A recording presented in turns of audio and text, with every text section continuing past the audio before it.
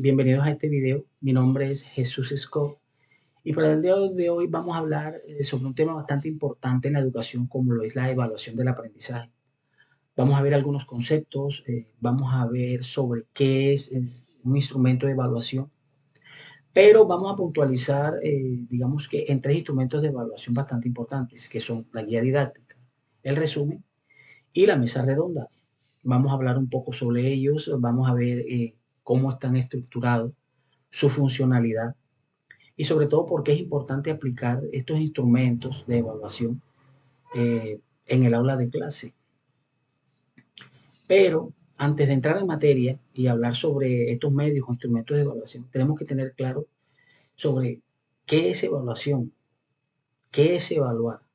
Es una pregunta que es bastante importante y sobre todo porque es de alguna manera es algo compleja, pero evaluar como definición es simplemente medir el progreso de aprendizaje de un estudiante. Evaluar o evaluación son las técnicas o herramientas que utilizamos los docentes para medir ese progreso de aprendizaje de cada estudiante. Así que, teniendo claro lo que es evaluar, podemos pasar a lo que es un instrumento de evaluación. Si la evaluación es una técnica, es un instrumento, es una herramienta. Entonces podemos definir el instrumento de evaluación como una herramienta para evaluar y medir, es decir, una herramienta para medir ese progreso o desempeño del aprendizaje de un estudiante. La evaluación es una técnica y, los instrumentos de evaluación, perdón, es una herramienta. Es decir, es la herramienta que utilizamos los docentes para poder medir, digamos que, el progreso de ese aprendizaje de los estudiantes.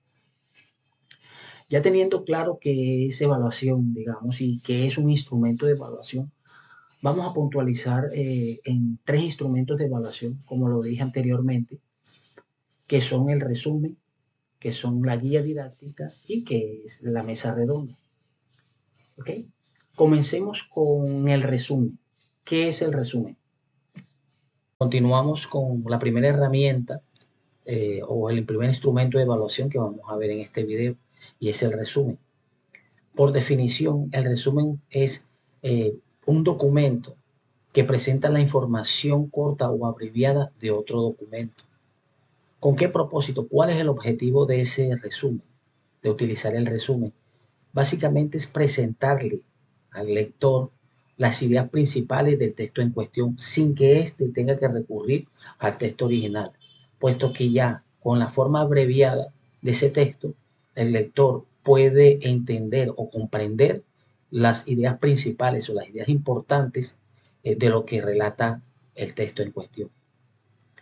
Hablemos un poco de su estructura y básicamente el resumen está dividido en tres partes: un inicio, un contenido y una conclusión. El inicio es más que todo generalizado y va más a el autor, el nombre del autor, el título. Va básicamente como esa pequeña introducción a lo que vamos a ver en el tema o de lo que se trata el tema en cuestión. El contenido básicamente son las ideas principales o las ideas importantes que se toman de ese texto al cual se le está haciendo el resumen y se van colocando de una manera ordenada. Eso sí, tiene una particularidad y no se pueden haber, digamos que, interpretaciones personales o algún análisis sobre ese resumen que se está haciendo o sobre ese texto al cual se le está haciendo el resumen. El resumen tiene que ser bastante objetivo. Y en tercero, pues la conclusión, que es básicamente esas implicaciones generales que cierran el resumen o que cierran el texto, dándoles a conocer al lector básicamente cómo termina o de cómo está formado ese texto o las ideas importantes de ese texto. Este resumen, digamos que es un formato donde se potencializa el aprendizaje autónomo, está, digamos que enmarcado en ese tipo de formatos. Como criterio cognitivo, podemos decir algo de que es importante en el aspecto de que podemos evidenciar con ello eh, el análisis o la comprensión la capacidad de análisis y comprensión que tienen los estudiantes. Como medio de, digamos que mediación didáctica es muy buena y muchos docentes la aplican en diferentes contextos, pero como instrumento de evaluación también se puede utilizar y es en esa forma, tratar de medir la capacidad de análisis y de síntesis que tiene un estudiante para hacer este resumen. Ahora vamos a seguir con el segundo instrumento de evaluación, que es la guía didáctica. Bueno, sigamos con el segundo instrumento de evaluación, que es la guía didáctica. La guía didáctica es un documento que presenta una información de manera ordenada y sistemática, una información bastante organizada para desarrollar un tema o un proyecto en particular. La guía didáctica, al igual que el resumen, también se presenta en un formato de aprendizaje autónomo. ¿Cuál es su objetivo? Pues como su nombre lo indica, es una guía. Digamos que esa es la guía que tiene un estudiante para poder desarrollar, digamos que el tema que el docente haya propuesto para entonces. Al igual que el resumen, también tiene una estructura, tiene un inicio, tiene un contenido y tiene una finalización. Tiene 3 niveles, donde básicamente el primer nivel va más generalizado, digamos que se encuentran los objetivos de aprendizaje, el, el área, el nivel de los estudiantes y digamos que esas evidencias que el docente quiere que al final del desarrollo de esa guía el estudiante alcance. En el segundo nivel, que es el contenido, va básicamente toda esa información sobre el tema que el docente pretende que el estudiante, por medio de ciertas, digamos que, instrucciones, desarrolle el tema. Este contenido puede tener imágenes, texto, enlaces, si se trabaja de alguna manera, digamos que virtual, donde el estudiante pueda ir consultando también diferentes fuentes para ir desarrollando ese tema. Y al final, pues más que todo, después de que se desarrolle ese tema, de alguna manera el docente tiene que evaluar ese aprendizaje y lo propone, ya sea, pues dependiendo del instrumento que el docente elija o el docente prefiera, puede presentar ese instrumento de evaluación de alguna manera, ya sea un video, ya sea un resumen, ya sea, digamos, una presentación oral. Bueno, todo depende de lo que el docente considere. Pero la guía didáctica es simplemente eso, o sea, que toda esa información esté ahí detallada para que él de manera autónoma vaya pudiendo desarrollar ese tema. Lógicamente que ese tema tiene que ser reforzado por el docente, pero como la idea es que ellos mismos puedan ir teniendo la habilidad para desarrollar ese tema, lo vayan haciendo de manera autónoma. Eh, Podemos tocar criterios que pueden presentarse tratando de desarrollar esa guía didáctica y es básicamente el cognitivo. Se necesita una capacidad de análisis, de razonamiento, para que el estudiante pueda ir desarrollando esa guía didáctica. También el criterio procedimental se puede trabajar aquí, puesto que digamos que se necesita que al final se presente un producto al docente y ese producto pues de alguna manera tiene que ser construido y el procedimiento pues, lo procedimental es básicamente construir algo y en este caso particular pues digamos que el producto que tiene que mostrarle al docente al final para que éste pueda medir de alguna manera pues el porcentaje o digamos que el desempeño o el progreso del aprendizaje que tuvo al desarrollar esta guía didáctica. Como lo dije anteriormente, esto también entra en el formato de aprendizaje autónomo, al igual que el resumen, y son de gran importancia aplicarlos a la educación. ¿Cómo entra esta guía didáctica de manera, digamos, en el contexto educativo? Es que se necesita que el estudiante aprenda de una manera autónoma a seguir instrucciones para que desarrolle un tema y lo pueda concluir. Bueno, y por último, en este video vamos a hablar sobre la mesa redonda, un instrumento de evaluación.